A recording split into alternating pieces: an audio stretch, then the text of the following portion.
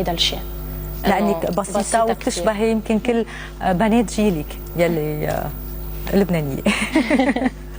في من يلي معجبينك كثير ويلي قبل شوي ذكرت لك اسمها، تذكري؟ ماريا.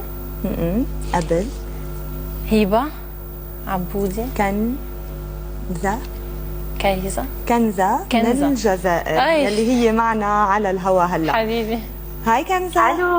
الو هاي كنزة، مساء الخير. سعيدة ليا حبيبي كيفك؟ إيمان حبيبي شو ولعين على السوشيال ميديا ايه؟ حياتي كيفكم؟ مساء الخير عليكم. نحن منيح وهيك معجوقين مثل ما انتم معجوقين بحبها لليا، كمان معجوقين فيها نحن بالاستديو. طبعا ليا تستاهل ليا. شو بدك تطلبي منا؟ شو عبالك تساليها يا كنزة؟ او ماي جاد هلا عرفت.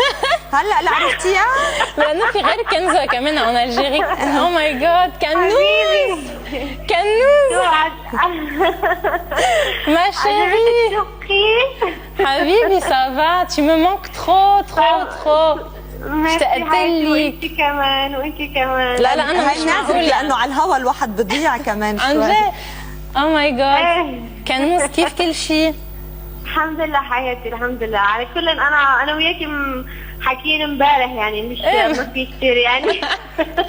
حكينا بعرف كل شيء، بس انه سمعت انه راح تكوني ضيفه في الاو اس ان، وحبيت اعمل لك مفاجاه، حبيت اعمل شيء فرحك حياتي لانه تستاهلي تفرحي. ميرسي حبيبي.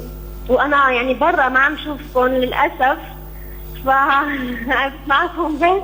معلي كثير مبسوطه انه تلفنتي. او ماي جاد ما بتتخيل قديش اشتقت لك. كان ولازم توعديهم تنزلي الانترفيو عندك على الفيسبوك، على مواقع التواصل الاجتماعي، هيك اللي ما قدر حضر اكيد يحضر. وفي اعاده بعد منتصف الليل يعني وجه الصبح شي 3:30 4 بتوقيت بيروت، تحضروا الاعاده لحلقه اليوم. كنوز ناطرتك على لبنان ان شاء الله حياتي، والله ان شاء الله عن قريب بدي ارجع على لبنان، لازم ضروري. واول شيء بدي اشوفك.